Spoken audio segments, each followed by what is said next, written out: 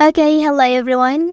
Here I want to provide the tutorial on how to unblock user in Snapchat app on an Android device.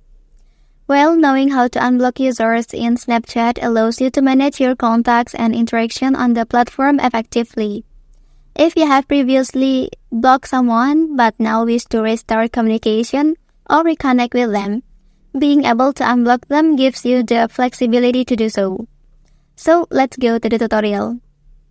Okay, first thing first, of course, you have to open your Snapchat application. And then here you can click your profile. After that, select settings at the corner.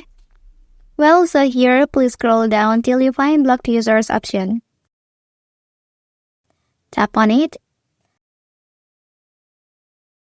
So in this page, click this icon and then select yes to unblock them.